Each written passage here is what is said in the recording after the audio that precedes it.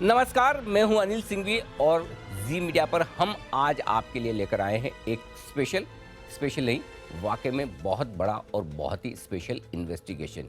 जी हां, operation market mafia और operation हफ्ता वसूली के बाद जी बिजनेस की तरफ से ये तीसरा बड़ा ऑपरेशन है और इस ऑपरेशन का नाम हमने दिया है ऑपरेशन डीमैट डाका। यकीन मानिए, ये इतना बड़ा और इतना खतरनाक है कि आप सिर्फ इसे सुनकर डर जाएंगे, लेकिन हमारा मकसद आपको डराना नहीं है, बल्कि आपको सावधान करना है।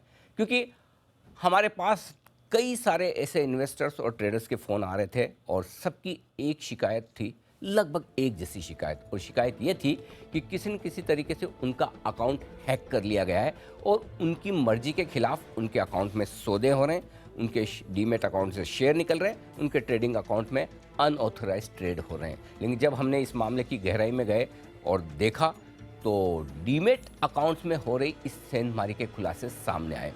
आगे हम इस तरह के मामले को परत दर परत आपके सामने रखेंगे और वो हर बात आपको बताएंगे कि किस तरह से आपका डीमेट खाता हैकर्स के निशाने पर है, हैकर्स की मॉडस ऑपरेंडी क्या है, किस तरह से वो पूरे आपके डीमेट अकाउंट को अपने कब्जे में लेते हैं और आपकी कौन सी वो लापरवाही हो सकती है जो आपके डीमेट अकाउंट में हैकर्स को एंट्री करने का रास्ता दे देती है। और साथ ही आगे हम आपको हैकर्स के शिकार हुए कुछ लोगों की आप बीती भी सुनाएंगे। यकीन मानिए, अब यहाँ से अगला 1 घंटा आपके जीवन का बेहद अहम हिस्सा होने जा रहा है।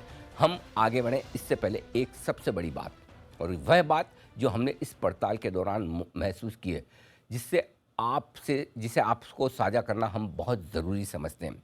हमारी इन्वेस्टिगेशन में इस बात का खुलासा हुआ है कि आप चाहे कितने भी पढ़े लिखे हों, आप चाहे कितने भी होशियार हो और आप चाहे कितने भी समझदार हों, लेकिन शेयर मार्केट के ये लुटेरे आपसे 2 कदम आगे हैं। जी हाँ, पहली कहानी एक रिटायर्ड सरकारी अधिकारी की, जिसे बैंकिंग से लेकर सेबी और शेयर बाजार के सभी नियमों, गतिविधियों की कार्यशैली की पूरी जानकारी है। पढ़े लिखे हैं और बैंकिंग सेक्टर का गहरा अनुभव रखते हैं और 40 साल से ज़्यादा का गहरा अनुभव उनका स्टॉक मार्केट का है। लेकिन दिन दहाड़े उनके डीमेट अकाउंट में डाका डालकर उनके पोर्टफोलियो से सारे के सारे शेयर लूट लिए जाते हैं और वो करीबन 1.5 करोड़ रुपए गंवा बैठते हैं। जी हाँ, आपने सही सुना, 1.5 करोड़ रुपए।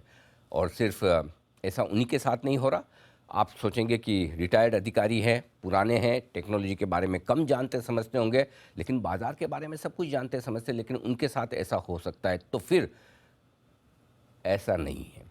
जो यंग टैलेंटेड आईटी प्रोफेशनल, जिनको आप जानते समझते कि उन्हें हम सबसे ज़्यादा समझ होती है इन सब की, हैकिंग की, गैजेट्स की, मोबाइल्स की, लैपटॉप की, पासवर्ड्स की, ओटीपीज़ की, ये भी इन डकैतों से नहीं बच पाए। जिसे सब कुछ समझ हो, उसके बावजूद उनके अकाउंट में भी ऐसी हैकिंग हो जाती है। और आज हमारे साथ एक ऐसे ही व्यक्ति और हैं जिनके अकाउंट को हैक करके उनके पोर्टफोलियो में 36 लाख रुपए का चूना लगा दिया गया है और वो कुछ भी नहीं कर पाए, जबकि वो खुद स्वयं आईटी प्रोफेशनल है। और जैसे जैसे हमारी पड़ताल आगे बढ़ी, कुछ और चौंकाने वाले खुलासे होते हुए हमारे सामने नजर आए। आमतौर पर सोसाइटी में फाइनेंशियली होशियार माने जाने वाले, समझदार माने जाने वाले, वेल एजुकेटेड प्राइवेट सेक्टर के एम्प्लॉयज़ जो टैक्स डिपॉजिट से लेकर रिटर्न्स को लेकर, टैक्स सेविंग से लेकर सारी गुणा गणित को अच्छी तरह से जानते हैं, लेकिन शेयर बाजार के इस डकैतों से वो खुद को नहीं बचा पाए। डीमेट के डकैतों से उनके खाते में भी डाका डालकर बड़ी पोर्टफोलियो रकम लूट ली गई है। तो ये कुछ ऐसे आज मामले हैं जो हम आपके सामने रखेंगे। अब सबसे बड़ी बात यह कि जब ये मामले इस तरह के सामने आते दिख रहे, तो हमने सोचा कि क्यों ना इसे गहरे में जाकर पड़ताल की जाए कि क्या हुआ है, क्यों हुआ है, कैसे हुआ है। अब आप समझ गए, मामला तो बड़ा है, कैसे कैसे लोगों को लूटा गया है, और ये लिस्ट और भी बड़ी है, और भी लंबी है, समय की सीमा है, इसलिए कुछ सैंपल्स हम आपके सामने, कुछ लोगों को ऐसे आपके सामने रख रहे हैं जो आपको अपनी आप बीती बताएंगे। लेकिन हो सकता है शायद आप में से भी किसी के साथ ये हुआ हो, क्योंकि हमें जो पता चला है, हमें जो सोर्सेज बता रहे हैं, पुलिस सोर्सेज, वो बता रहे हैं कि ये लिस्ट काफ़ी लंबी है। लेकिन होता है कि कुछ डर होता है, कुछ सामाजिक संकोच होता है, और कुछ ये भी कि सही प्लेटफॉर्म पर बात नहीं रखने का फ़ायदा क्या है। इसलिए कई सारे ऐसे इन्वेस्टर्स और ट्रेडर्स हैं जो अपनी आप बीती बताना नहीं चाहते। लेकिन मामले की गंभीरता को देखते हुए हमने इस पूरे मामले को टीवी के पर्दे पर लाने का ये फैसला किया है, क्योंकि आमतौर पर इस तरह के वित्तीय और बाजार से जुड़े जटिल मामले न्यूज़ चैनल की सुर्खियाँ नहीं बन पाते हैं। दरअसल तेजी से लोकप्रिय हो रहे स्टॉक मार्केट पर के सारे इन्वेस्टर्स डकैतों के निशाने पर हैं। आपका डीमैट अकाउंट जहां बिना किसी खून खराबे और हथियार का इस्तेमाल किए ये लुटेरे आपके जीवन भर की गाढ़ी कमाई कुछ ही मिनटों में साफ कर देते हैं। और टेक्नोलॉजी के ज़माने में सिर्फ एक बटन दबाकर आपके डीमैट अकाउंट को हैक कर लिया जाता है और पलक झपकते ही आपके पोर्टफोलियो में से सारे शेयर बेचकर उसकी जगह आपके अकाउंट में पेनी स्टॉक या छोटे शेयरों से या फिर इलिक्विड शेयरों से इन्हें भर दिया जाता है। अब मैं आपको बताऊं कि जब इस तरह के बड़े मामले हो रहे हैं, इस तरह के सीरियस मामले हो रहे हैं, तो हमारा फ़र्ज है कि आपको ये बताया जाए, समझाया जाए कि जी बिजनेस के दर्शक किसी भी तरह से इस तरह की हैकिंग का शिकार ना हो। इसके लिए हमने सबसे पहले ये पड़ताल की कि ये करते कैसे हैं, क्या करते हैं और कैसे करते हैं, और उसके बाद जो खुलासे हमारे सामने आए, आप यकीन मानिए आपके पैरों के तले से ज़मीन खिसक जाएगी। हमारी पड़ताल में इस बात का खुलासा हुआ है कि शेयर बाजार के ये लुटेरे बेहद आसानी से आपके डीमैट अकाउंट का कंट्रोल हासिल कर लेते हैं और यकीन मानिए कि आपकी एक छोटी सी लापरवाही इनका रास्ता साफ कर देती है। आइए तो मैं सबसे पहले आपको सुनवाता हूं और दिखाता हूं वो तरीका जिसके जरिए ये हैकर्स आपका अकाउंट हैक करते हैं। सबसे पहले आपका हैकर आपके फ़ोन नंबर पर फ़ोन करेगा। आपका जो भी फ़ोन है अपने ब्रोकर के पास आपने जो रजिस्टर्ड फ़ोन नंबर रखा है उस पर फ़ोन आता है। अब आप किसी एरे गेरे का फ़ोन तो लेंगे नहीं, किसी अननोन नंबर से फ़ोन आएगा तो आप उठाएंगे नहीं। इतने समझदार तो आप सब हैं, बिल्कुल हैं। तब एक ऐप है, उस ऐप का नाम है एनी कॉलर। ये वेब बेस्ड ऐप है और एनी कॉलर में होता ये है कि अगर आप किसी भी और का नाम इस्तेमाल करके किसी और फ़ोन नंबर से फ़ोन करें, लगेगा ये आपकी स्क्रीन पर उसका नाम आएगा। फ़र्ज़ करें मैं अपनी वाइफ को फ़ोन कर रहा हूँ, राइट, अपने फ़ोन नंबर से, लेकिन अगर मैंने एनी कॉलर के नाम से वो ऐप का इस्तेमाल करके फ़ोन किया और अगर मैं ये दिखाना चाहता हूँ मैं नहीं, मेरे बेटे के फ़ोन नंबर से फ़ोन आ रहा है, तो उसके फ़ोन नंबर पर जब फ़ोन आएगा तो उन्हें दिखेगा बेटे का नाम, न कि मेरा नाम, जबकि फ़ोन करने वाला मैं हूँ। ये ऐप बहुत सालों से चल रही है और बहुत लोग उसका मज़े मज़े के लिए इस्तेमाल करते हैं, लेकिन इन हैकर्स ने और डकैतों ने इसका इस्तेमाल आपके डीमैट अकाउंट को लूटने के लिए किया है। कैसे? अब आपका मोबाइल है, आपके मोबाइल में आपका जो ब्रोकर है उसका नंबर रजिस्टर्ड होगा, उसका नंबर आपने सेव करके रखा होगा। जो भी XYZ ब्रोकर के पास आपका अकाउंट है, आप हमेशा उसका नंबर आप सेव करके रखते हैं। अब ये हैकर किसी और नंबर से फ़ोन करते हैं, लेकिन दिखाते ऐसे कि फ़ोन उस ब्रोकर के ऑफिस से आ रहा है। जी हाँ, ध्यान से सुनिएगा, फ़ोन किसी और नंबर से करेंगे, लेकिन वो आपके मोबाइल डेटा का कंट्रोल करके ऐसे दिखाएंगे जैसे कि आपके ब्रोकर के ऑफिस से आपको फ़ोन आ रहा है। अब जाहिर सी बात है, ब्रोकर का ऑफिस आपको फ़ोन करेगा, आप उठाएंगे, बात करेंगे। अब देखिए स्मार्टनेस इनकी, करते क्या है, जैसे आप फ़ोन उठाएंगे, आप XYZ बोल रहे हैं, जी हाँ, आपका हमारे यहाँ अकाउंट है, जी हाँ, आपके डीमैट अकाउंट पे ये एड्रेस दिया है, आप ही का है, जी हाँ, ये ईमेल आईडी फ़ोन नंबर आप ही का है, जी हाँ, आप सब कंफर्म करेंगे। और उसके बाद आपको और कॉन्फिडेंट करने के लिए वो ये बताएंगे कि देखिए आपके डीमैट अकाउंट में ये सारे शेयर हैं। तो आप बोलेंगे अरे वाह, मेरे शेयर तो या तो मुझे ही पता है या मेरे ब्रोकर को ही पता है, और आप बिल्कुल निश्चिंत हो जाएंगे कि हाँ, फ़ोन ब्रोकर के ऑफिस से। ये ऐसे ही ना, जब अगर कोई आपको बैंक अकाउंट के नाम से फ़ोन करे और ये कहे कि आपका ये बैंक अकाउंट है, ये डिटेल्स है, ये सब है, और साथ में ये भी बता दे आपके पिछले 5 ट्रांजेक्शन ये बैंक बैलेंस है, तो आप मानेंगे ना कि उसी बैंक से फ़ोन आया। एग्जैक्टली यही तरीका ये अपनाते हैं। और जब आपको सारे बताते हैं कि देखिए ये आपके अकाउंट में शेयर हैं, तो आप पूरा विश्वास कर लेते हैं और बस यहीं से इन हैकर्स का खेल शुरू होता है। फिर वो कहेंगे ये आपका जो भी डिटेल्स हैं, इन डिटेल्स में से कोई आपको चेंज करनी है तो मैं तुरंत कर देता हूँ। कोई आपका एड्रेस चेंज करना हो, ईमेल आईडी चेंज करना हो, फ़ोन नंबर चेंज करना हो, और जैसे आप कहेंगे हाँ हाँ कर दीजिए। अगर कई बार होता है ना कि आपकी ईमेल एड्रेस चेंज हो गई, आप कहते हैं चलिए ठीक है, सामने से ही फ़ोन किया है, कर देता हूँ। और जैसे आप ये कहेंगे कि आइए मेरा ईमेल एड्रेस चेंज कर दीजिए या मेरा कॉरेस्पॉन्डेंट एड्रेस चेंज कर दीजिए, और जैसे ही वो चेंज करने की बात आप करते हैं, वो कहेंगे कि आपके पास एक OTP आएगी, बस ये OTP आप मुझे दे दीजिएगा ताकि मैं आपका अकाउंट अपडेट कर दूं। और वही सबसे बड़ी गलती होती है, जैसे ही आपने OTP शेयर की और बस उसके बाद आपके अकाउंट का पूरा कंट्रोल, 100% कंट्रोल उन हैकर्स के पास में, और वो OTP लेते ही फिर वो आपके अकाउंट में पूरा का पूरा आपको कंट्रोल लेकर जो उसको एक्शन लेना वो लेगा। तो पहली सबसे बड़ी चीज़ है कि वो आपको पूरा भरोसा दिलाते हैं एनी वन कॉलर की ऐप से, उसके बाद आपको सारी डिटेल्स लेकर आपको ओटीपी भेजते हैं। अब इनमें से आपके कुछ कुछ लोग ऐसे समझदार भी हैं जो जानते हैं कि ओटीपी देनी नहीं है, या फिर ऐसे लोग भी हैं जो ये कहेंगे नहीं भाई मुझे तो कोई डिटेल्स अपडेट नहीं करनी, मेरी तो जितनी डिटेल्स है वही सही है, मुझे और कोई डिटेल्स अपडेट करने की ज़रूरत नहीं है। तो बोलिए चलिए कोई बात नहीं सर, आपको अपडेट नहीं करनी, फिर भी मैं आपको आपका केवाईसी अपडेट कर देता हूँ। सारी डिटेल्स यही है क्योंकि रेगुलर तो केवाईसी आपको अपडेट करना ही होता है। तो चलिए मैं आपको एक ओटीपी भेजता हूँ, आपके पुराने डेटा का ही केवाईसी अपडेट कर देते हैं, आपका काम अगले 1 साल के लिए हो जाएगा, 2 साल के लिए हो जाएगा। तब आप सोचेंगे चलो इस फ़ोन पे मैंने 10 मिनट तो लगाए हैं, क्यों फालतू में और टाइम वेस्ट है करें, कभी न कभी तो अपने को केवाईसी अपडेट करना ही होगा, चलो कर लेते हैं। तब वो फिर से आपको एक एटीपी भेजेंगे, ओटीपी भेजेंगे, और जैसे आपने वो ओटीपी उनको दी, आप फिर से इनके शिकार हो जाएंगे। तो इस पड़ताल में हमें जो जानकारी मिली है वो बिल्कुल साफ साफ है कि हैकर्स पूरी तरह से आपके अकाउंट की ओटीपी लेकर आपका अकाउंट का कंट्रोल करने की कोशिश करते हैं। ये दूसरा तरीका है। अब तीसरा तरीका इससे और ज़्यादा खतरनाक है। ये सुनकर तो आपके होश उड़ जाएंगे कि इस तरीके में आपसे ओटीपी ही नहीं मांगी जाती। अब आप ये सोचेंगे कि बिना ओटीपी के भी अगर हमारा अकाउंट हैक हो सकता है तो फिर करें तो क्या करें। अब पहले ये तरीका समझिए कि किस तरह से ये किया जाता है। कई बार ये होता है कि आपने कई लंबे समय से अपना अकाउंट इस्तेमाल नहीं किया, राइट। अगर आपने अकाउंट इस्तेमाल नहीं किया तो होता ही है कि आप कई बार अपना पासवर्ड भूल जाते हैं, और पासवर्ड भूल जाते हैं तो फिर आप जाते हैं फॉरगेट पासवर्ड पर, रीसेट पासवर्ड पर, राइट, क्लिक करते हैं। समझिए आपने जहां डीमेट अकाउंट खोल रखा है या जहां ट्रेडिंग अकाउंट खोल रखा है वहां पर आप रीसेट पासवर्ड पर जाएं या फॉरगेट पासवर्ड पर जाएं, और फॉरगेट पासवर्ड पर जब आप जाते हैं तो आपकी रिक्वेस्ट जाती है उस ब्रोकर को जिसके पास आपका डीमेट या ट्रेडिंग अकाउंट है, राइट।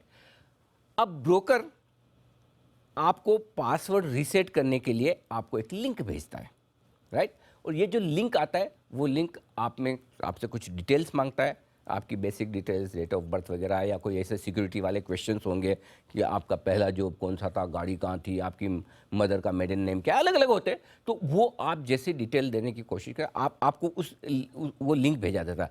मज़े की बात क्या है, ब्रोकर ने तो ये लिंक आपको भेज दिया, लेकिन ये हैकर्स इतने स्मार्ट, इतने चालाक, इतने शातिर हैं कि वो लिंक आप तक नहीं पहुंचता, इन हैकर्स तक पहुंच जाता है।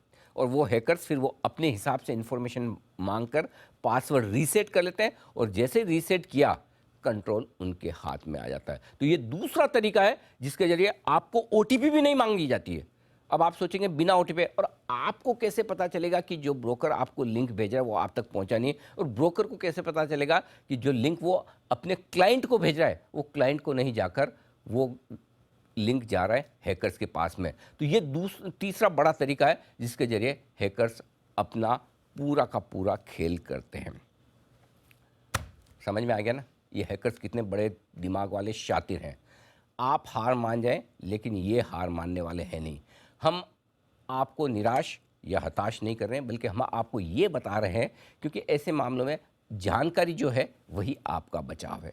तो अब तक की पड़ताल में हम आपको बता चुके हैं कि डीमैट अकाउंट की हैकिंग कैसे होती है और इसमें आपकी क्या भूमिका होती है। लेकिन अब हम आपको बता रहे हैं कि डीमैट अकाउंट की हैकिंग होने के बाद नुकसान क्या होता है। देखिए, दो चीज़ें हैं।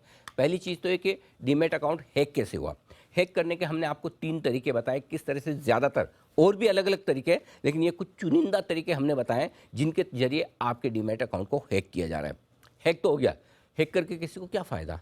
एक तो हैकिंग इसलिए की जाती है कि वो दिखाने के लिए कि हम दादा हैं इस इलाके के, हमने इस वेबसाइट को हैक कर लिया, हमने ये कमाल कर दिया।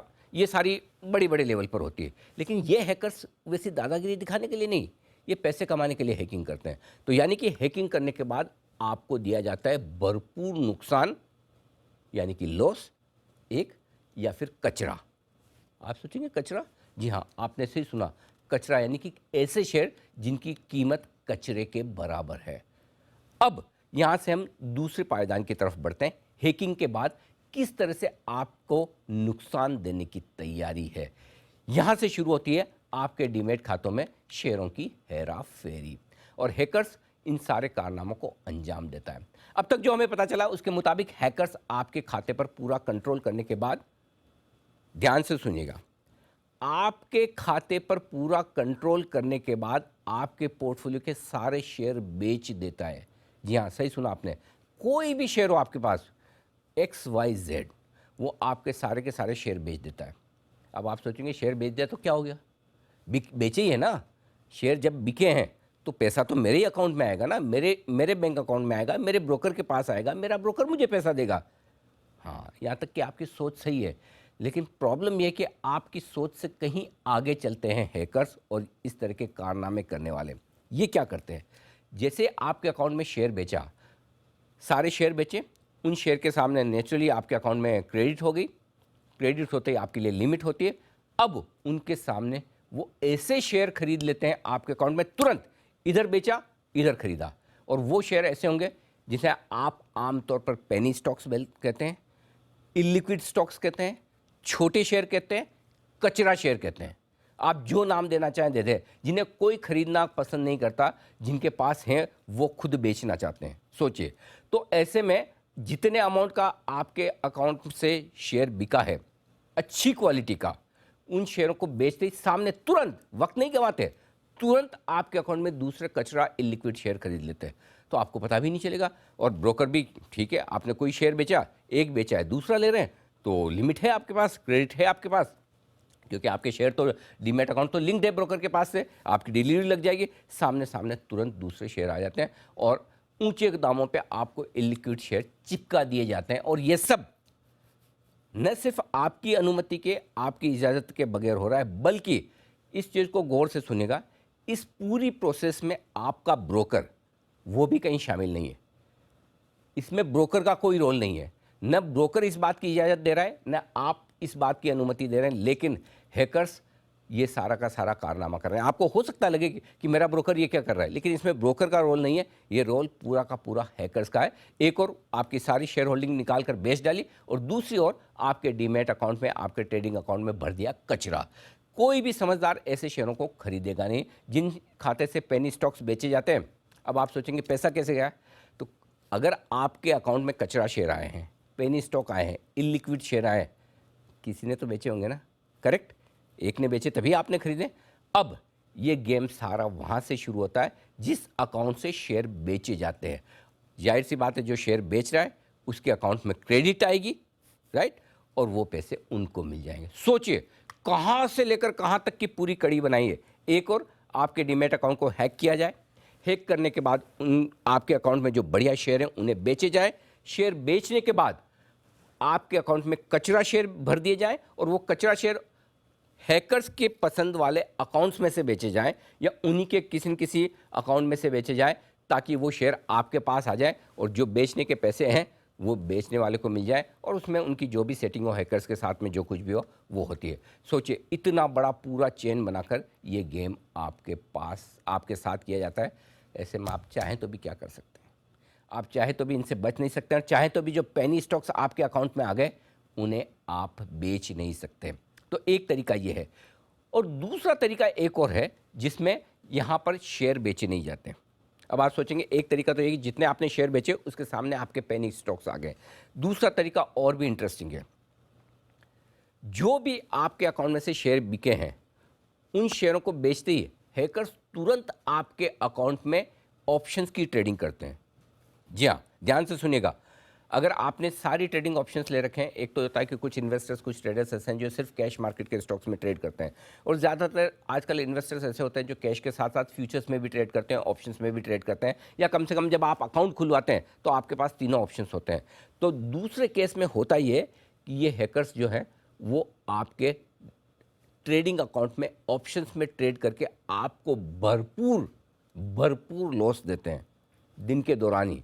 ये कैसे होता है, ये भी बेहद इंटरेस्टिंग मॉडस ऑपरेंडी है जो मैं आगे आपको विस्तार से बताऊंगा कि किस तरह से ये सब कुछ किया जाता है। लेकिन दो तरीके हैं, एक आपके अकाउंट के अच्छी क्वालिटी के जो भी आपके शेयर उन्हें बेच दिया जाए, कचरा शेयर आपके अकाउंट में डाल दिए जाए।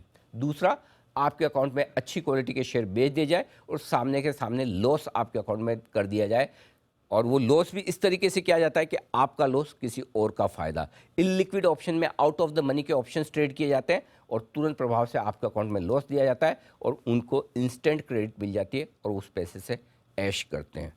आइए, अब हमारे साथ कुछ ऐसे लोग जुड़े हैं स्टूडियो में जो इस तरह की हैकिंग का शिकार हुए हैं। हम उनकी प्राइवेसी का ख्याल करते हुए उनकी पहचान में हम आपको नहीं बताएंगे, हम सिर्फ उनके पेशे से आपका परिचय कराएंगे, जिससे कि आपको समझ में आ जाए कि किस तरह के वो अनुभवी हैं, किस तरह का उनका प्रोफेशन रहा है और उसके बावजूद वो इस तरह की हैकिंग का शिकार हुए। दो खास मेहमान मेरे साथ में हैं, दीपिका सिंह है और सचिन देड़िया साहब हैं, जो दोनों ही जाने माने साइबर एक्सपर्ट हैं। आज हमने उन्हें इसलिए बुलाया है कि वो इस तरह के पूरे मामलों में हमारी मदद कर पाएँ, और साथ में हमारे साथ तीन खास ऐसे मेहमान हैं जिनके साथ में इस तरह की हैकिंग हुई है। सबसे पहले आपका परिचय करवाऊं एक रिटायर्ड सरकारी कर्मचारी से जिनकी उम्र है 66 साल। दूसरे हमारे आईटी प्रोफेशनल है जिनकी उम्र है 45 साल, और सबसे कम उम्र वाले 37 साल के हमारे साथ एक मेहमान है जो प्राइवेट सेक्टर के एम्प्लॉई हैं। दीपिका जी से और सचिन जी से आप मिल ही चुके हैं। सबसे पहले जो हमारे रिटायर्ड सरकारी कर्मचारी रहे, सीनियर सिटीजन हैं, सरकारी विभागों में काम करने का उनका लंबा और गहरा अनुभव है और बाज़ार में भी लंबे समय से काम कर रहे हैं। सर, आपकी उम्र 65-66 साल है? 66। कितने साल से बाज़ार में? मैं कम से कम 35 से 40 साल तक ये बाज़ार में हूँ। बेसिकली मैं इन्वेस्टर ही हूँ, इसलिए मैं पहले से इन्वेस्ट करते आ रहा हूँ। जी। अभी रिटायर होने के बाद मैं थोड़ा सा इसमें ज़्यादा इंटरेस्ट लिया क्योंकि मेरे पास पैसा फंड भी आए थे और मैं थोड़ा ट्रेडर भी बन गया था। मिस इन्वेस्टर के साथ थोड़ा बाद में ट्रेडर भी थोड़ा हुआ था एकदम, लेकिन पूरा नहीं, फुल टाइम नहीं था। जब जब चाहिए तो मैं बेच के नया शेयर लेके, ऐसा मेरा तरीका था। अभी तो रिटायर होने के बाद थोड़ा समय ज़्यादा मिलता तो आपने सोचा कि इन्वेस्टमेंट के साथ साथ ट्रेडिंग भी की जाए। और मुझे इंटरेस्ट भी था ऐसा जी, इसलिए ज़्यादा ये फोकस किया उसमें। जी। 8 जून को क्या हुआ आपके अकाउंट में? एक्चुअली मैं उसका थोड़ा सा बैकग्राउंड बोलता हूँ। जैसे आपने सेकंड जो तरीका बोला था जी वैसा मेरे साथ हुआ है। जी। मेरा ब्रोकर का एक व्हाट्सएप। हाँ, पहले तो ये बताइए कि वो प्रोसेस बताइए कि आपके साथ कब कब क्या क्या कैसे हुआ। एग्जैक्टली जी।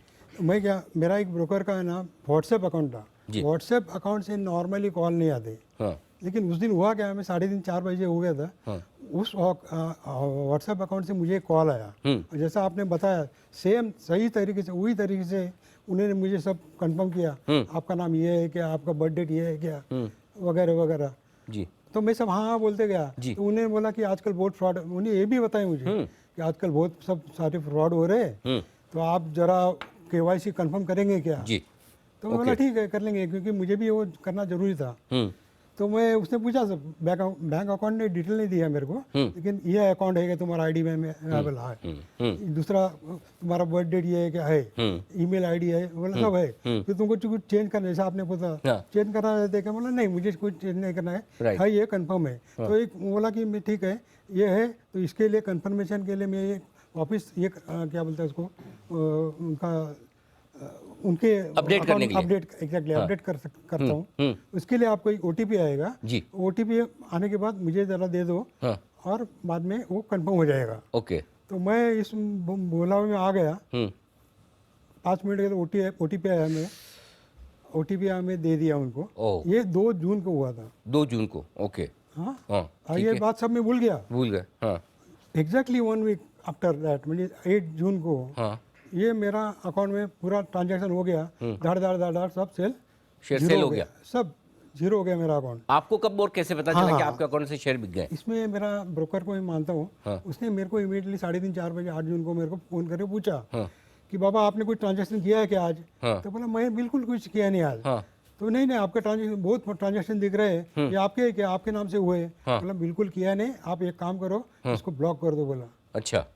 तो उन्होंने इमीडिएट स्टेप लिया। उन्होंने पहला अपना BSE या NSE को, उन दोनों को उनको बताया कि ये ट्रांजैक्शन सही नहीं है जी। उसी के साथ उन्होंने ना उसी दिन शाम को पुलिस को कंप्लेंट कर दिया साइबर सेल में। इसके से हुआ क्या कि वो ट्रांजैक्शन अभी भी होल्ड पे है। ओके।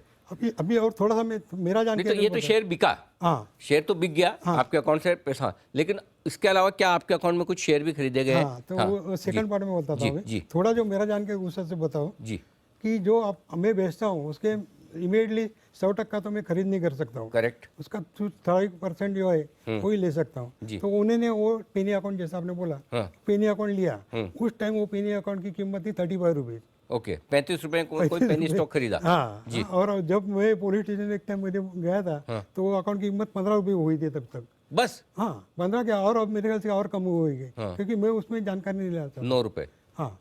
तो वो 60% उन्होंने वो ले लिए।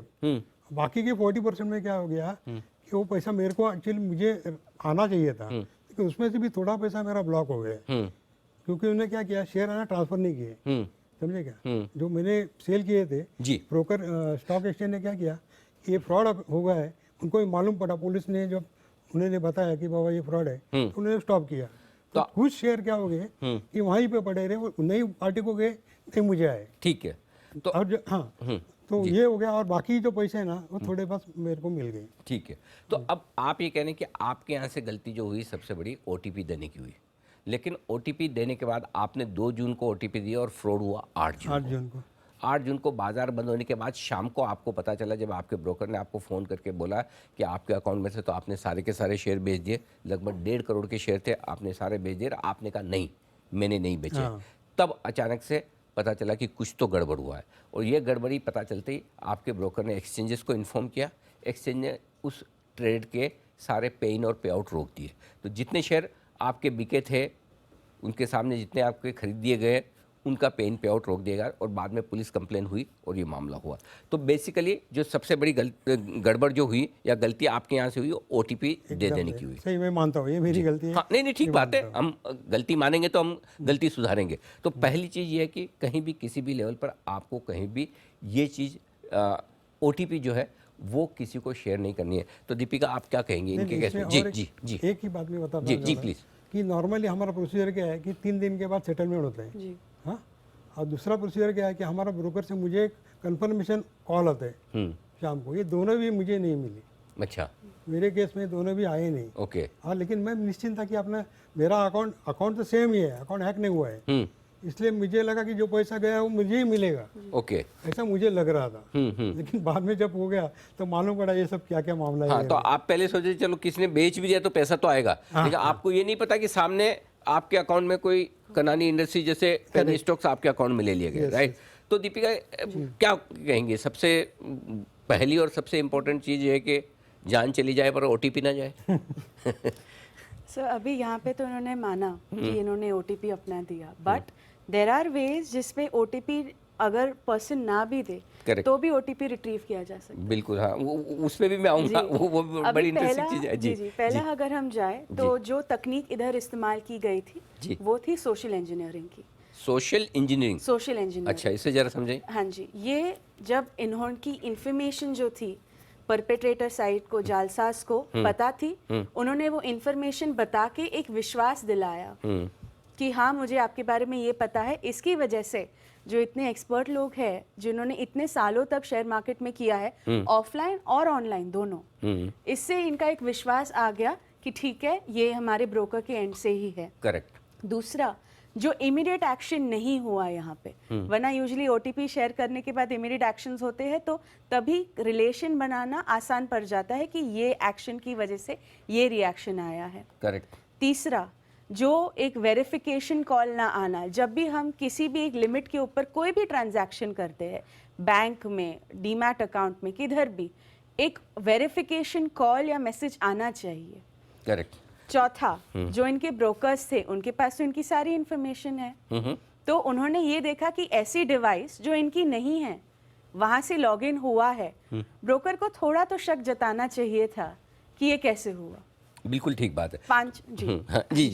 पांचवा यही कि जब ये सब ऑलरेडी हो चुका था, इमीडिएट एक्शंस के लिए क्या ब्रोकर, स्टॉक एक्सचेंजेस और दूसरे जो हमारे रेगुलेटरी अथॉरिटीज, क्या ये तैयार थे ऐसे काइंड ऑफ सिचुएशन से डील करने को? बिल्कुल। तो ये सारी चीज़ें हैं जो आपके लिए क्वेश्चन मार्क पैदा करती है, और अगर इन चीज़ों पर फोकस किया जाता तो शायद बड़े नुकसान से बचा जा सकता था।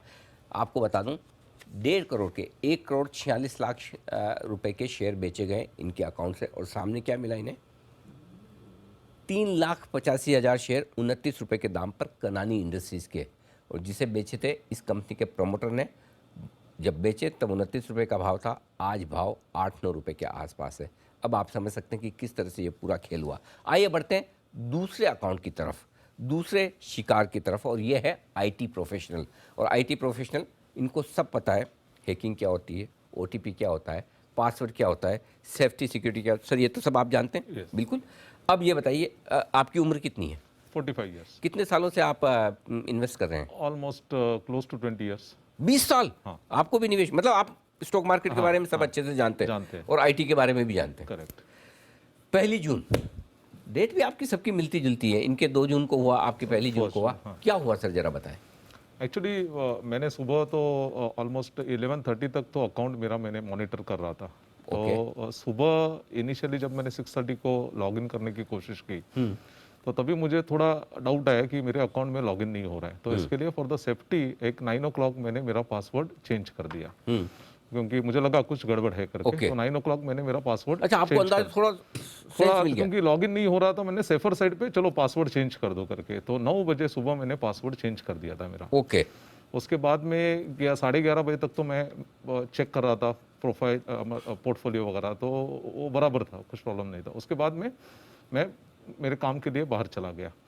उसके बाद में मैं वापस आया तो एक अराउंड 1:30 मैंने चेक किया, मेरे मोबाइल पे एक मैसेज आया था और वो मैसेज था कि आपका मार्जिन जो है वो बाय 1000% इट गॉट एक्सीडेड। और ऐसे मार्जिन के मैसेज, और वो जैसे मैसेज आया तो मुझे लगा कि अरे मैंने तो सुबह से कुछ ट्रेडिंग की नहीं है और मैंने तो फ्यूचर एंड ऑप्शंस में कुछ ट्रेडिंग की नहीं है, तो फिर ये कैसे मैसेज आ गया। करेक्ट। तो उसके बाद में फिर भी मुझे लगा कि नहीं ये कुछ गलत मैसेज ट्रिगर हुआ है, बट फिर भी मैंने सोचा चलो आधे घंटे के बाद अराउंड 1:50 मैंने सोचा कि पोर्टफोलियो चेक करो करके। तो मैंने पोर्टफोलियो चेक किया तो आई वाज शॉक्ड, क्योंकि जो भी मेरे होल्डिंग्स थे वो पूरे के पूरे साफ किए गए थे। My God.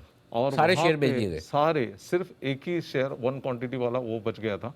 बाकी पूरे के पूरे out of I think 21 script 20 days hold. अच्छा। हाँ, और उसके सामने मैंने जब पोजीशंस पे क्लिक किया तो आई वाज शॉक्ड कि उसमें ऐसे पोजीशंस आए थे जिसमें 10.8 लाख का लॉस दिख रहा था ऑलरेडी। अच्छा, लगभग 11 लाख रुपए का नुकसान। 11 लाख रुपए का लॉस दिख रहा था सामने। तो फिर आपने क्या किया?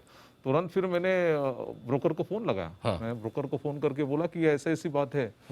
तो सामने से एक्चुअली ठीक है, वो अपनी तरफ से बताने की कोशिश कर रहे थे कि आपके अकाउंट में तो आप ही लॉगिन कर सकते हो, दूसरा कोई लॉगिन ही नहीं कर सकता। तो ये समझाते समझाते उन्होंने 7-8 मिनट लिए। उसके बाद में फिर एक से दूसरा, दूसरे से तीसरा, ऐसे करते करते 40 मिनट में कॉल पे था, 2 से लेके 2:40 तक। और ये 40 मिनट के बीच में कंक्लूजन ऐसे हो गया कि आपको पुलिस स्टेशन में जाना है और आपको कंप्लेंट लॉन्च करनी है करके। ओके। तो कंप्लेंट लॉन्चिंग का फाइनल कंक्लूजन वहां से सामने से आ गया। हाँ। और इनिशियली उन्होंने मुझे बोला कि आप फर्स्ट थिंग आप वापस आपका पासवर्ड चेंज करो करके। ओके। तो जैसे मैंने 2 बजे उनको कॉल किया, 2:05 को मैंने वापस एक बार पासवर्ड चेंज किया और तभी मैं मेरे लैपटॉप पे लॉग्ड इन था। तो 2:05 के मैं उनसे साथ बात कर रहा हूँ ब्रोकर के साथ, और 2:20 को मैंने देखा मेरा सेशन वापस बंद हो गया। मतलब किसी ने आपको लॉग आउट कर दिया? लॉग आउट कर दिया। तो वापस 2:20 के बाद में वापस मैंने एक बार पासवर्ड रिसेट किया। तो to be very frank, password reset एक मजाक बन चुका था वो दिन। मतलब आप पासवर्ड रिसेट करें, उधर हैकर आपका पासवर्ड वापस चेंज कर रहा है, आप वापस चेंज करें, आप वो उधर से कर रहा है। Oh my God. मतलब अब जो हुआ है इनके साथ में, चीज़ समझिए, ये खुद 20 साल से पैसा लगा रहे हैं, आईटी प्रोफेशनल है, यानी कि मार्केट भी समझते हैं और टेक्नोलॉजी भी। अब इससे बढ़िया कॉम्बिनेशन, चलिए सर के साथ में तो मान लें कि सीनियर सिटीजन है, थोड़ा टेक्नोलॉजी के मामले में कम ज़्यादा हो या उन्हें ध्यान नहीं था, ओटीपी दे दी। लेकिन सोचिए, ये तो आईटी प्रोफेशनल है और अनुभव भी 20 साल का, इसके बावजूद, और अच्छा पासवर्ड लगातार रिसेट कर रहे हैं, इन्हें तो सेंस भी हो गया कि मेरे साथ कुछ गलत होने वाला है। करेक्ट, आपको तो सेंस भी हुआ। अब आप समझिए इनके अकाउंट में हुआ क्या। जो शेयर थे इनके 35-40 लाख रुपए के, सारे के सारे शेयर बेचे, 36 लाख रुपए के शेयर आपके बेचे। अब सोचिए 36 लाख शेयर के बेचने के बाद, जैसे सर के अकाउंट में तो कोई पेनी स्टॉक खरीद लिया गया, इनके अकाउंट में दूसरे तरीके के काम हुए। Out of the money options में ट्रेड हुआ। कैसे? इनके अकाउंट में आइडिया का out of the money option खरीद लिया गया। फॉर एग्जांपल 6 रुपये का पुट उन्होंने 5 पैसे में खरीद लिया और 5 पैसे में बेच दिया और खरीदा 1.5 रुपये में, फॉर एग्जाम्पल। यानी कि 1.5 रुपये में आप कोई पुट ऑप्शन खरीद के तुरंत ही 15 मिनट बाद 5 पैसे में बेच रहे हैं, आउट ऑफ द मनी का। आउट ऑफ द मनी के ऑप्शंस में हार्डली लिक्विडिटी होती, कोई ट्रेड करता नहीं, और आप इन्हें ट्रेड पूरा घुमा दिया तुरंत प्रभाव से आपके। मतलब सोचिए 1.5 रुपये में आप पुट खरीदे, 5 पैसे में बेचें, आपके अकाउंट में कितना लॉस आ जाएगा। सेम इन्होंने कोल इंडिया में यही किया, 1.5 रुपये में कॉल बेची और 5 रुपये में उसी कॉल को वापस खरीद लिया, तो आपके नुकसान ही नुकसान आ गया। जीएमआर का कॉल ₹1.5 में बेचा है, 15 पैसे में इनके अकाउंट में खरीदा है पहले।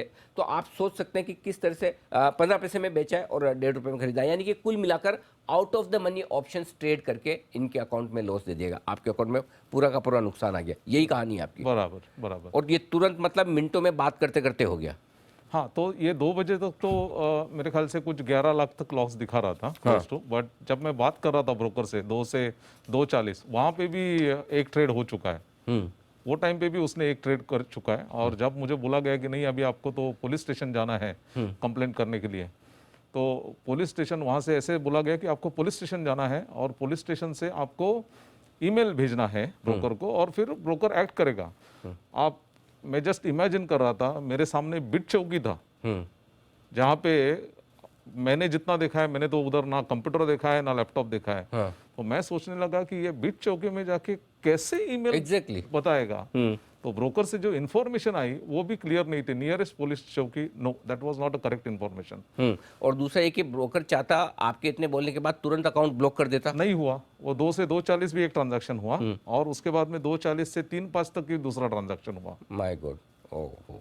तो मतलब अगर ब्रोकर थोड़ी सावधानी रखकर अगर तुरंत ये इस केस में तो मतलब आप क्लियर कट ये है कि इन्हें पूरा अंदाजा है, इन्होंने कोई इन्फॉर्मेशन शेयर नहीं की। सचिन, कुछ भी नहीं किया इन्होंने, तो फिर कैसे हैक हो गया? सामने सामने देख रहे हैं अकाउंट, इनका पासवर्ड बार बार रीसेट हो रहा है, मतलब ये कैसे? जी बिल्कुल। मुझे तो ऐसा लगता है कि हैकर्स जो है वो पूरी प्लानिंग के साथ आए ये डीमैट अकाउंट फ्रॉड करने के लिए, क्योंकि उन्हें पता है कि सामने वाले जो विक्टिम है उनके अकाउंट में कितनी फंड है या कितने पोजीशंस है। जैसे हम रिटायर्ड सर का देख लेंगे तो 1.5 करोड़ था, तो उन्होंने पता किया कि 1.5 करोड़ की बैलेंस है, तो हमें इतना मार्जिन या इतना यूटिलाइज करने मिलेगा। इनके केस में 36 लाख के शेयर्स ऑलरेडी बिक गए। अब मैं तो इनको थोड़ा नसीब वाला मानता हूँ, क्योंकि इनकी अलर्टनेस थी, ये भी पासवर्ड रीसेट कर रहे थे, वरना 10 लाख के बदले कम से कम 20-25 लाख रुपए का लॉस करने की पूरी तैयारी करके आए थे हैकर्स। ये तो ये पासवर्ड बीच में रीसेट कर रहे थे, क्योंकि आपने नोटिस किया 2:05 में इन्होंने पासवर्ड रीसेट किया, उसके बावजूद भी इनके फिर से पासवर्ड रीसेट हो रहे थे। मतलब हैकर्स की इतनी तैयारी थी कि पासवर्ड रीसेट करने के 2 तरीके होंगे, या OTP जो SMS पे आएगा फ़ोन के ऊपर या ईमेल के ऊपर, तो दोनों में से एक तो कॉम्प्रोमाइज़ करके रखा था। तो ये पासवर्ड रीसेट कर रहे थे फ़ोन के ऊपर और हैकर रीसेट कर रहा होगा ईमेल के ऊपर। हैकर की इतनी आप बोल सकते हो कि उन्हें पता था कि विक्टिम पासवर्ड रीसेट कर रहा है, उसके बावजूद भी वो फिर से पासवर्ड रीसेट करके अपने ट्रांजैक्शंस को एग्जीक्यूट कर रहे थे। मतलब उनकी प्लानिंग थी कि ये स्ट्रिप में ये ट्रांजैक्शन एग्जीक्यूट करना है, इनके पास 30 लाख रुपए की बैलेंस रहेगी और हमें 30 लाख तक की फंड यूटिलाइज करनी है करके। ये तभी पॉसिबल हुआ होगा जब इन्होंने पहले इनका डीमैट अकाउंट कहीं से भी उनकी इन्फॉर्मेशन मिली होगी, इतने शेयर्स है, हमें इनका पीछे का मेल अकाउंट ये है, या तो डीमैट अकाउंट कॉम्प्रोमाइज हुआ है। सचिन, वही है कि जब ये तो कुछ समझदार है, हाँ। IT प्रोफेशनल है, इन्होंने कहीं कोई ऐसा काम ही नहीं किया जिससे कि थोड़ा भी डाउट हो कि ऐसा हो सकता है। तो आप दोनों को लगता है कि कोई क्या चीज़ से हो सकता है, मतलब क्या ऐसा क्या हो जिससे हैक हो? सर देखो, अगर इन्होंने किसी लिंक के ऊपर टिक नहीं किया, ना इन्होंने कोई OTP दी है, ठीक है, तो ये है क्या ब्रोकर के यहाँ से लीक हुआ हो सकता है सर कि ब्रोकर के वहाँ से जैसे एप्लीकेशंस बने, तो एप्लीकेशन कितने सिक्योर है कि एप्लीकेशन के जब हम लोग पासवर्ड रीसेट लिंक मारते हैं, जैसे हम लोग ने यूजर नेम डाल दिया, फॉरगेट पासवर्ड पे टिक किया, रीसेट लिंक कहीं जाती है, तो वो रीसेट लिंक जहाँ पे जाती है तो हैकर उसको man in the middle attack करके जो रीसेट लिंक जा रही है उसको मैनिपुलेट करके इनके पास ना पहुंच के हैकर के खुद के पास जा सकते हैं। मतलब वो एक जो तरीका हो ब्रोकर सकता से है जो ईमेल आ रही है वो हैकर्स के पास जा रही है, हाँ, न कि आपके पास में। हाँ, मतलब उनका एप्लीकेशन इतना वीक होना चाहिए, ब्रोकर को वो वनरेबिलिटी, वो वीकनेस पता हो गई होगी वैसे, लेकिन अगर वो वनरेबिलिटी वीकनेस भी पता चलती है कि भाई एप्लीकेशन तो बाहर से दिखता है, हमने एप्लीकेशन को स्कैन मारा, मैं कोई भी यूजर नेम डाल दूंगा, फॉरगेट पासवर्ड पे टिक किया, लिंक कहीं और जाने के बदले मैं मेरे पास लिंक मंगा लूंगा, लेकिन मुझे कैसे पता चलेगा कि इस ब्रोकर के पास कितने डीमैट अकाउंट है जिसकी फंडिंग इतनी है जहाँ से, तो वो भी एक दूसरा तरीका, बैकएंड से कहीं तो भी इंफॉर्मेशन लीक हो सकती है। ये तो टेक्निकल तरीका हो सकता है कि मैं पासवर्ड रीसेट की लिंक मेरे पास मंगा लूँ, वो एक टेक्निकल तरीका है, एक हैकर्स तरीका है, एक वनरेबिलिटी, एक वीकनेस है जो मैं एक्सप्लॉइट कर रहा हूँ कोई भी हैकर। बट डीमैट अकाउंट में इतना इन्फॉर्मेशन, मतलब या तो पूरा डेटाबेस लीक हो गया है उनका, जिनसे हमें पता चलता है कि भाई इनके पास 1000 अकाउंट्स है, उसमें ये डीमैट अकाउंट्स है और उसकी इतनी फंडिंग है, और वहाँ से वो। और आई थिंक जो हमारे तीसरे व्यक्ति हैं हमारे साथ जो पीड़ित हैं इस मामले में, वो खुद एक प्राइवेट एम्प्लॉई हैं, और आई थिंक आपके भी ऑनलाइन जो ट्रेडिंग प्लेटफॉर्म्स हैं, आप दोनों के अकाउंट एक ही जगह है, राइट? तो आपके साथ क्या हुआ जरा बताइए, और आप कब कितनी उम्र आपकी, कब से आप मार्केट में हैं? सर मेरी उम्र 36 इयर्स है। पहले तो मैं first of all thank you करूंगा जी बिज़नेस का और अनिल जी, आपने हमें इतना इम्पोर्टेंट चीज़ आपने उठाई यहाँ पे। सर देखिए, हम लोग अपनी सैलरी का बहुत छोटा छोटा पार्ट सेव करके ये शेयर्स खरीदते हैं। हम लोग डे टू डे ये ट्रेडिंग नहीं करते हैं। जी, पिछले 4-5 साल 6 साल से हमने ये शेयर्स को जो इकट्ठे किए हैं, जी, वो हैकर ने 2 मिनट में हमारे प्लेटफॉर्म को यूज़ किया और उसने पूरी इक्विटीज़ बेच दी। My God. और ये सारे स्क्रिप्ट्स वो बेचे हैं जो कि ऐसे रेट्स पे हमने बाय किए थे, विच इज़ वेरी, मतलब मुझे नहीं लगता उसका लॉस इजीली है बताना आज की तारीख में। Correct. बिकॉज मेरा पोर्टफोलियो जब 70% प्रॉफिट पे था तब भी हमने वो शेयर्स नहीं बेचे, और आज के शेयर में बेचने का कोई मतलब नहीं था। जी। अब मैं बताता हूँ इस हैकर ने क्या किया। 11:07 पे मेरे ब्रोकर से नोटिफिकेशन आना स्टार्ट होता है कि आपके शेयर्स सेल हो रहे हैं। अच्छा। मेरा नोटिफिकेशन जो कि मैंने किए नहीं, मैंने तुरंत लॉगिन करने की कोशिश करी, मैं लॉगिन वापस नहीं कर पाया, तो मैंने पासवर्ड रीसेट किया। Because I thought may be मेरा पासवर्ड एक्सपायर, कुछ भी हुआ कि मैं लॉगिन नहीं कर पा रहा हूँ। मैंने 11:14 पे लॉगिन किया, लॉगिन रीसेट करके देखा तो मेरे शेयर सब बिक चुके हैं। तो मैंने इमीडिएटली 2 मिनट में उनको कॉल किया, अपनी ब्रोकर को, कि भाई ये उसमें मेरे को उनको कॉल करके 27 मिनट लगे। मैंने 27 मिनट मेरे को लगे समझाने में उनको, ब्रोकर को कि ये मैं नहीं कर रहा हूँ। इवन कॉल के दौरान मैं उनको बोल रहा हूँ ये ट्रेड मेरे हो रहे हैं, इसको आप इसमें ये मैं नहीं कर रहा हूँ। तो यहाँ पे तो मैं फर्स्ट ऑफ ऑल मैं बताऊंगा कि ब्रोकर को यहाँ पे स्टॉप करना चाहिए था। एब्सोल्युटली। तो आपके दोनों के केस में ये क्लियर कट केस है कि ब्रोकर को तुरंत ब्लॉक करना चाहिए। मेरे केस में 40 मिनट, 40 मिनट 2 से 2:40। और कौन है आपके ब्रोकर? सर मैं ब्रोकर का नाम, हाँ ओके, वो आपकी मर्जी पर है, लेकिन लीडिंग आपके online broker, one of the biggest broker in India now, one of the biggest broker. आप सोच लीजिए, जिस ब्रोकर को आप लीडिंग ऑनलाइन सबसे बड़ा ब्रोकर मानते हैं, उसके ये तो ऐसा हो गया कि आप फायर ब्रिगेड पे फ़ोन करें कि आग लगी है, और फायर ब्रिगेड ये पूछे कि कहाँ लगी है, किसने लगाई है, कितनी बड़ी लगी है, कब से चल रही है, मतलब उस प्रोसेस में ही आपका पूरा टाइम पास कर ले, और बजाय फायर ब्रिगेड भेजने के। राइट। हमें ऐसा भी दिखाया गया कि आग आपने ही लगाई है। अच्छा आगे अच्छा। आप हमने ये केस को एनएससी में भी प्रेजेंट किया कि हम लोगों के साथ ये हमने कंप्लेन लॉन्च करी, उस पर भी उनके रिप्रेजेंटेटिव का बोलना था हम 2 lakh account per day open करते हैं, ये आपके साथ ही क्यों हुआ? हमने कहा ये आपको देखना है कि हमारे यहाँ से वो क्या चाहते हैं, सबके साथ हो? वो आपके साथ ही हुआ है। गजब है। और ये क्या जवाब है? मैं उनसे वो बोल रहे कि आपने ऑप्शन, उन्होंने 1-2 टेक्निकल ऑप्शन है जो कि मैं उन कॉल के दौरान उन्होंने बोला कि आपको ये यूज करने चाहिए थे। तो मैंने बोला जब मैं आपके कस्टमर केयर के साथ हूँ, वो उसको सजेशन देना था मेरे को कि आप ये ऑप्शन यूज कीजिए। करेक्ट।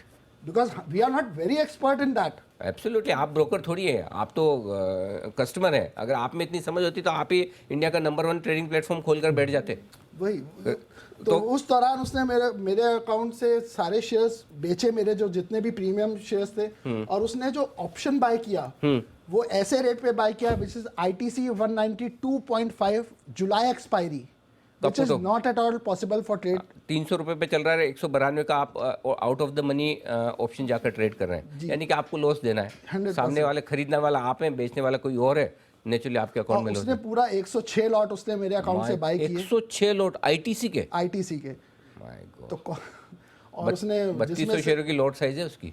My God. ओके, तो ये पूरा का पूरा लॉस आपके अकाउंट में उन्होंने, पूरा अकाउंट मेरे अकाउंट में लॉस दिया उन्होंने। पर इसमें मैं एक और ऐड ऑन करूंगा, इसमें मेरे केस में जब उन्होंने ये सजेस्ट किया आप FIR कीजिए, ये कीजिए, मेरे केस में एक ही मैं हेल्प करूंगा कि पुलिस ने इमीडिएट एक्शन लिया। और उसने इमीडिएटली एक्सचेंज को या बाकी जिसको भी जहां पे कुछ होल्ड करने की थी, पुलिस ने बहुत अच्छा रोल प्ले किया। अब आगे का प्रोसीजर आप समझ सकते हैं कि उसको कैसे फाइट करना है, which is very नहीं difficult बिल्कुल। for us. दीपिका जी कुछ कहना चाहती हाँ है? जी, मैं ये पॉइंट आउट करना चाहती थी, जब हम आपसे पूछ कर रहे थे कितनी टाइम रीसेट हुए थे पासवर्ड्स? सो मेरे केस में मैंने देखा तो total 6 to 7 times in that whole day जी। पासवर्ड रिसेट हुआ है। एंड आपके केस में? मेरे केस में भी 3 से 4 बार उन्होंने चेंज किया है, जिसमें से मेरे को ऑटो में मेल भी नहीं आया। इवन उन्होंने फिर उनका ज़रोड़ा का बोलना है कोई बात नहीं, अब तो निकल गया आपके मुंह से। ठीक है, कोई फर्क नहीं पड़ता, और कोई डरने की बात भी नहीं है तो है, उसमें क्या है। ये आपकी सीधी कहानी है। कहानी और सच है ना। आपने थोड़ी गलत किया, गलत आपके साथ हुआ, आपको कोई डरने की जरूरत नहीं है। निश्चिंत रहिए, आप जी बिजनेस के जी मीडिया के प्लेटफॉर्म पे बैठे हैं, बिल्कुल निश्चिंत रहिए, और आपको न्याय मिले, आपका केस सोल्व हो, उसकी जिम्मेदारी हमारी भी है। और हम उसके लिए पूरी कोशिश करेंगे। Thank you. बिल्कुल, आप निश्चिंत होकर अपनी बात रखिए। इसमें यही है कि हम लोगों का ये भी बोलना है साथ में कि भाई जब ये पासवर्ड रीसेट हुआ, अगर किसी ने ईमेल के थ्रू भी किया तो क्या उसका नोटिफिकेशन मोबाइल पे आना नहीं बनता है? बनता है ज़रूर। अगर आज हम छोटा सा छोटा ट्रांजैक्शन करते हैं तो उसका एक ट्रांजैक्शन इन द सेंस हम पासवर्ड रीसेट भी करते हैं, उसका मोबाइल में करेक्ट, आता है। करेक्ट। इसका कोई पासवर्ड नहीं आया हम लोगों के मोबाइल पे, तो ये भी एक बहुत बड़ा जी। तो अब ये यही है, इन्होंने कुछ भी नहीं किया फिर भी इनके अकाउंट से शेयर निकल रहे हैं और लॉस के ट्रेड हुए जा रहे हैं। ऑप्शन से आउट ऑफ द मनी 300 रुपये का आईटीसी का भाव चलता है, 290 का, 190 192 के out of the money option trade करके तुरंत मिनटों में। कैसे पता चले फिर कि इससे बचे कैसे? जी, तो अभी ये जो हमारे जितने भी ऑनलाइन ब्रोकर्स आते जा रहे हैं, इन लोग यूजेबिलिटी की आड़ में इतने फीचर्स डाल रहे हैं, ऑटोमेटिक एआई वाले फीचर्स, बट हमें इनसे ये भी पूछना चाहिए कि क्या सिक्योरिटी के लिए वो उतने ही प्रयास डाल रहे हैं? एब्सोल्युटली। अभी जैसे यहाँ पे देखा 7 बार 3 बार ठीक है, मान भी सकते हैं, बट 7 बार पासवर्ड रीसेट करना कोई आम बात नहीं होती है। दूसरा, अगर जो ओनर है ऑफ द अकाउंट आपके साथ कस्टमर कॉल पे है, तो क्या कस्टमर हेल्पलाइन का ये जिम्मा नहीं बनता कि तभी ही अकाउंट को फ्रीज करें? पहले तो फ्रीज करो फिर जी, बाद में बात करो, yes। राइट। ये तो बेसिक प्रॉब्लम क्या है? अब आपके जो होता है ना, क्या बोलते हैं उसको, जहाँ आप फोन करते हैं, कॉल सेंटर में आपने बिठाई ऐसे लोग रखे हैं जिन्हें कुछ समझ ही नहीं है।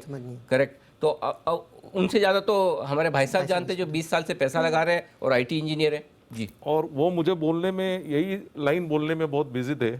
The only person who can trade in your account is you. अरे बाबा, हम खुद करते हैं तो फिर आपको फोन ही क्यों करते हैं? telling me for 5 minutes that it's you, it's you, it's you. मतलब ये तो बेसिक प्रॉब्लम ही है। एनीवे, अब आइए, हमारे साथ हैं मेरे सहयोगी आशीष चतुर्वेदी, और आशीष आपको ये बताने जा रहे हैं, इस पूरे मामले को वो बहुत बारीकी से गहराई से ट्रैक कर रहे हैं। आशीष बताइए, इस मामले में क्या कुछ एक्शन हुआ है, क्या स्टेटस है और आगे क्या होने की तैयारी है? सर, एक एक जो केस है सबको हमने पर्सनली ट्रैक किया और सब पर जो है हम नज़र रख रहे हैं। जांच एजेंसियों के साथ, एक्सचेंजेस पर भी इस पर सीधे तौर पर बात हो रही है। सभी केसेस का अपडेट आपके सामने रख देता हूं। सबसे पहले अगर आप देखें तो जो सरकारी कर्मचारी हैं, केस को ऐसे रेफर कर रहा हूं, वहां पर अगर आप देखें तो ब्रोकर की तरफ से जो प्रोएक्टिव स्टेप्स लिए थे वो काफ़ी हद तक काम आए। और जो पुलिस है, इन्होंने जो एनएससी को लेटर लिखा, इसके बाद जो पे आउट है वो ब्लॉक हो गया। अच्छा, इस केस में मैं आपको बता दूं कि जो स्टॉक, कचरा स्टॉक जिसका जिक्र किया जा रहा है, जो इनके अकाउंट में खरीदा गया है, वो दरअसल बेचा है प्रमोटर ने। कनानी इंडस्ट्रीज के जो प्रमोटर हैं, उन्होंने ये स्टॉक बेचा है। इसका सेटलमेंट अभी तक रुका हुआ है। और इनफैक्ट कनानी इंडस्ट्रीज के जो प्रमोटर हैं, जिनका नाम मैं ले रहा हूँ, हर्षल प्रेम जी कनानी, इनके तरफ से जो है पे आउट रुका हुआ है और वो एक्सचेंज को गुहार लगा रहे हैं कि उन्हें बिजनेस पर्पसेस के लिए पैसे की ज़रूरत है, आप तुरंत इनका जो पे आउट है वो रिलीज़ कर दीजिए। फिलहाल एक बढ़िया अपडेट ये भी है कि इनके मामले में 2 से 3 लोगों की जो गिरफ्तारी है वो मुझे पुलिस सूत्रों के द्वारा पता चली है कि गिरफ्तारी भी हो चुकी है। तो केस पूरी तरीके से ऑन ट्रैक है और हो सकता है कि जल्दी इसका निष्कर्ष भी आपको नज़र आता हो नज़र आए। सर, जो दूसरा केस है वो भी आपके सामने रखता हूं कि जो प्राइवेट सेक्टर में काम कर रहे हैं, यहाँ पर मैंने देखा है कि पुलिस की तरफ से जो जांच एजेंसियां है, यहाँ पर एक केस को अभी काफ़ी शुरुआती दौर में है, समझ रहे हैं। अभी तक हैकिंग पूरी तरीके से, क्योंकि जो साइबर टीम है, इनका प्राथमिक काम ये होता है कि इन्हें हैकिंग का जो अटेम्प्ट है ये सिद्ध करना पड़ता है। इसके बिना कहानी अधूरी हो जाती है। लेकिन अच्छी बात यह है कि इनकी तरफ से भी जो पे आउट है वो रोक दिए गए हैं। एक्सचेंजेस को पूरी तरीके से जानकारी है और एक्सचेंजेस भी जल्द जो काउंटर पार्टी है, क्योंकि ऑप्शंस के ट्रेड हुए हैं और ये दोनों ही खातों में सिमिलर अपडेट है कि दोनों खातों में जो ऑप्शंस के ट्रेड हुए हैं, इनकी काउंटर पार्टी कौन है, इसकी जो डिटेल्स है वो एनएससी यानी जो एक्सचेंज है वो साइबर सेल को देगा, पुलिस को देगा। इसके बाद इनके केवाईसी बाहर निकले जाएंगे और फिर हो सकता है कि आगे जाकर इन दोनों मामलों में आपको गिरफ्तारियां भी नजर आएँ। और आशीष, जो कुछ पुलिस सोर्सेज से पता चला है, क्या इस तरह के 30-40 से ज़्यादा मामले आ चुके हैं उनके पास? 30-40 का जो जिक्र कर रहे हैं सिर्फ और सिर्फ मुंबई में सर। और एक और खास बात मैं बताऊंगा, क्योंकि इस जो पूरा कांड है इसको मैं बहुत क्लोजली ट्रैक कर रहा हूँ। अभी जो हमारे पास केसेस हैं, इनमें क्या हुआ कि आपने होल्डिंग्स बेच दी और इसके बदले आपने आउट ऑफ द ऑप्शन जो मनी ऑप्शन है उन्हें ट्रेड किया है या फिर कचरा स्टॉक खरीद लिए गए हैं। 1-2 केसेस ऐसे भी मेरे रडार पर आए हैं सर, जहां पर सीधे के सीधे स्टॉक बेच दिए और अकाउंट का जो नेट बैंकिंग अकाउंट है वो बदलकर, फोन नंबर बदलकर पूरा का पूरा पैसा साफ कर लिया गया। अच्छा, बैंक अकाउंट से भी? बैंक अकाउंट भी हो रहा है सर। माय गॉड, गजब। अच्छा, अब इसमें एक चीज़ और बताएं, जो यहाँ 2 अकाउंट हैं जिनमें 2 लोग ऐसे हैं जिनके अकाउंट में एक शेयर आया है। आपकी होल्डिंग बेचने के बाद जो शेयर उनके अकाउंट में आया वो है कनानी इंडस्ट्रीज। राइट सर, आपके अकाउंट में भी कनानी इंडस्ट्रीज आया, आप में से भी किसी का आया। अच्छा, आपके ऑप्शंस क्या है? कुछ केसेस हमारे पास ऐसा है जिनके अकाउंट में कनानी इंडस्ट्रीज आया। अब जरा इस कंपनी की कहानी भी सुन लीजिए। ये इसलिए सुनाना जरूरी ताकि एक नेक्सस क्या है, क्या ये पता लगाना पुलिस का और एक्सचेंजेस का और सेबी का काम है कि क्यों एक ही कंपनी के शेयर खरीदे जा रहे हैं अब उनके अकाउंट के शेयर बेचने के बाद। तो आशीष जरा बताइए इस कंपनी के बारे में डिटेल्स, और क्या वाकई में इस कंपनी के ही शेयर लगातार बेचे जा रहे हैं? बिल्कुल सर, इसी कंपनी के, और इनफैक्ट दो जो पीड़ित ऐसे हैं जो मेरे साथ में कांटेक्ट में हैं, एक अपनी सुरक्षा की चिंता के चलते हमारे साथ शो पर नहीं आए, लेकिन जानकारी उन्होंने पूरी दे दी। दरअसल जो प्रमोटर ने शेयरों की बिकवाली की, अब इस शेयर का ट्रेंड भी अगर आप देखें तो बहुत इंटरेस्टिंग है। पेनी स्टॉक है, 8-10 रुपए के आसपास ट्रेड किया करता था, जो एक तरफा तेजी के बाद बढ़कर 42 हो गया। आपको तारीख बताता हूँ, 20 मई को 42 का इस स्टॉक ने पीक बनाया, और लगातार अगर आप देखें तो प्रमोटर जो है, जिनका नाम मैंने लिया कि हर्षिल कनानी साहब जो है, ये लगातार बेचते जा रहे हैं। 2 मई को 32 रुपए का भाव था, यहाँ से देखें फिर 42 की जो है पीक टच की, लेकिन शेयरों की बिकवाली का क्रम अगर आप देखें तो लगातार प्रमोटर की तरफ से जो सप्लाई है वो होती नजर आ रही है। 30 जून को करीब 8,70,000 शेयर जो है वो बेचे गए। 8 जून को, जिसमें जो दो पीड़ित हैं हमारे सामने, इनमें से एक हैं, इनके जो अकाउंट से खरीदे गए उन्हीं की तारीख में बताऊं 26 लाख शेयरों का जो सौदा हुआ था, यहाँ पर ये सौदा पूरी तरीके से रुका हुआ है, क्योंकि खरीदने वाले कह रहे हैं कि हमने ये शेयर बिल्कुल भी नहीं खरीदा है, हैकर ने खरीदा है। और प्रमोटर की तरफ से ये 26 लाख शेयरों की जो बिकवाली हुई है, ये बिकवाली अगर आप देखें तो 6 जून को भी हुई, 20 मई, 18 मई, 9 मई, लगातार प्रमोटर जो है बिकवाली करते जा रहे हैं। इनकी हिस्सेदारी अगर आप देखें तो करीब 63%, 64% थी, जो 10% से घटा दिए 53% के आसपास आ गई है। लगातार ये बिकवाली कर रहे हैं, और जो 8 जून को इनका जो सौदा हुआ है, इसमें सभी जो दोनों जो पीड़ित हैं उनसे मेरी बात भी हुई है उनसे, तो उन्होंने कहा कि ये स्टॉक उन्होंने नहीं खरीदा, हैकर ने खरीदा, और इसका सेटलमेंट भी देखें तो फिलहाल रुका हुआ है। सोचिए, एक तिमाही में प्रमोटर्स की स्टेक 10% कम हो जाती है, और ये 30 जून, 8 जून, 6 जून, 20 जून, 18 जून और 9 जून, इन अलग अलग डेट में जो भी ट्रेड हुए हैं, इन ट्रेड्स की भी जांच होनी चाहिए। सारे आप सोचिए कौन सा ऐसा प्रमोटर है जो अपनी कंपनी का शेयर रोज बेचने को तैयार है, और ऐसे लोग और खरीदने वाले वो लोग हैं जो जानते भी नहीं। सर, कभी पहले नाम सुना था कनानी इंडस्ट्रीज का? बिल्कुल नहीं।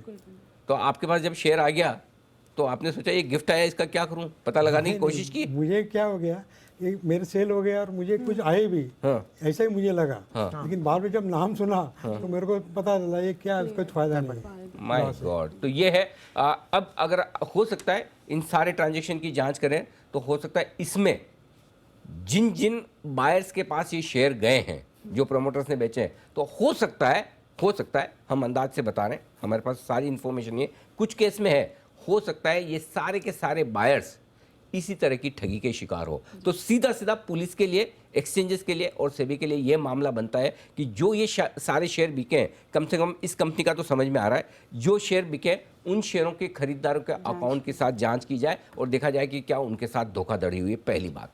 दूसरी बात, जिन लोगों के अकाउंट में आउट ऑफ द मनी के ऐसे ऑप्शंस ट्रेड करके सेम डे लॉस दिया जा रहा है, यानी कि आप आइडिया का ट्रेड कर लें, 1.5 रुपये में बेचे, 5 पैसे में खरीदें, साफ नजर आता है कि एक अकाउंट में लॉस और दूसरे अकाउंट में प्रॉफिट करने की तैयारी है।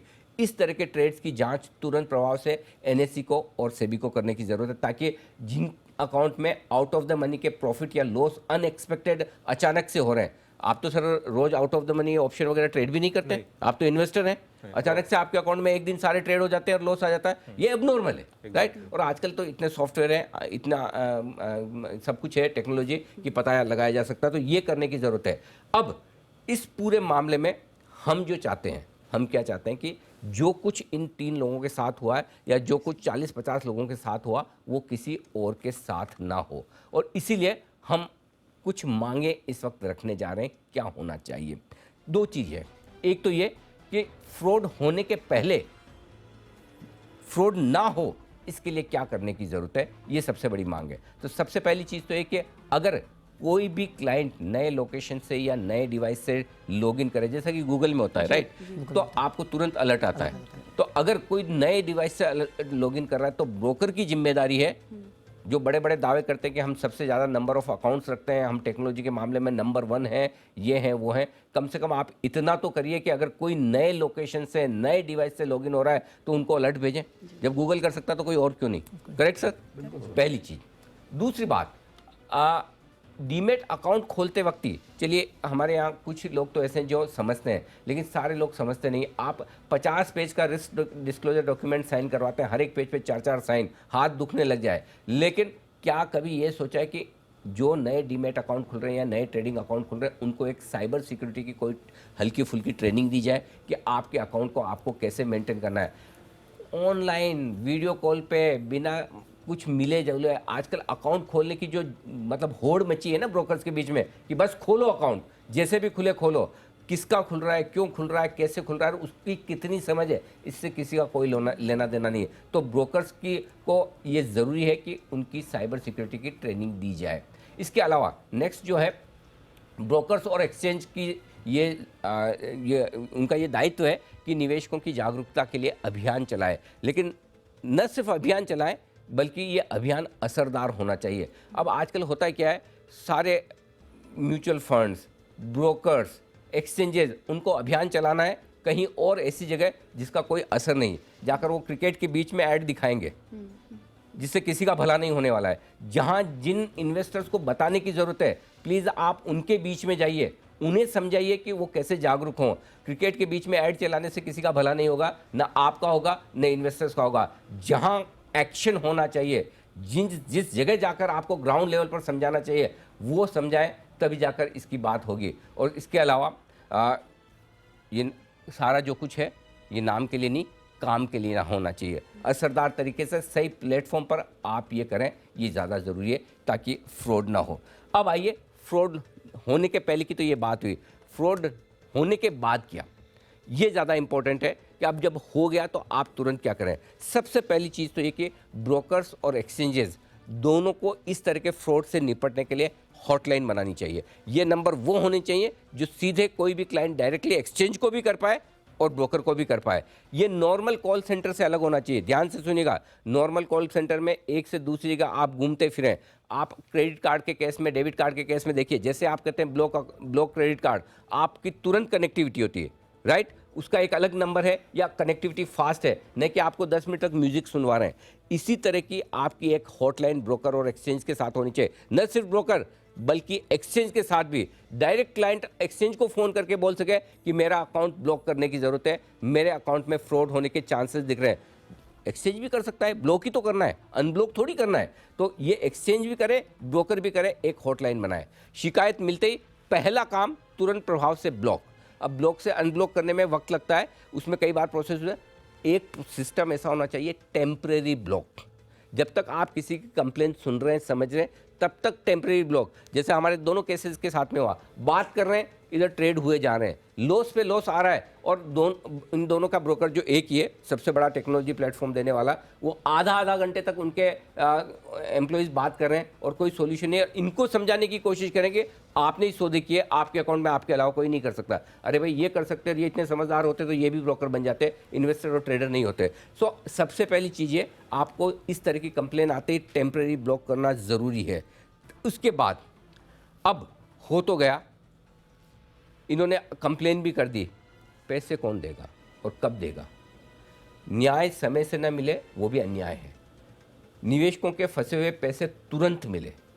इन्वेस्टर प्रोटेक्शन फंड और ब्रोकर्स की फीस इसीलिए ली जाती कि इस तरह के केस में जहां ये जेन्युइन केस है, इनकी कोई गलती नहीं, इन्होंने कोई ऐसा काम नहीं किया जिसकी वजह से इन्हें लॉस हो, इन्हें तुरंत प्रभाव से पैसे दिए जाने चाहिए और ज़रूरत पड़ने पर ये पैसे इन्वेस्टर प्रोटेक्शन फंड में से दिए जाए। भारी भरकम पैसा पड़ा है इन्वेस्टर प्रोटेक्शन फंड में इसी दिन के लिए, इसी तरह के मामलों के लिए आप इन्हें दें और उसके बाद कानूनी लड़ाई लड़ें। और कानूनी लड़ाई लड़ने की जिम्मेदारी इनकी नहीं होनी चाहिए।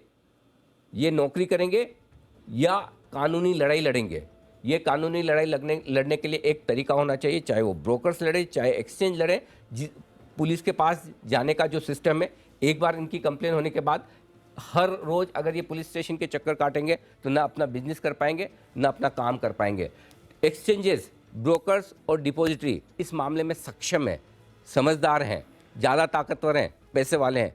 उनके पास एक सिस्टम होना चाहिए, एक लीगल सेल होना चाहिए जो इस तरह के मामलों को कानूनी तौर पर और पुलिस के सामने लेकर जाए और इनके बिहाफ पर लड़ें। और अगर आप ऐसा करें तो कोई एहसान नहीं कर रहे हैं, ये आपके कस्टमर्स हैं, ये क्लाइंट हैं। अगर ये डीमैट अकाउंट खुलवा रहे हैं, ये ट्रेडिंग अकाउंट खुलवा रहे हैं और आपके पास ट्रेड कर रहे हैं, तो आपका ब्रोकिंग हाउस चल रहा है, तो आपका डिपॉजिटरी चल रहा है, तो आपका एक्सचेंज चल रहा है।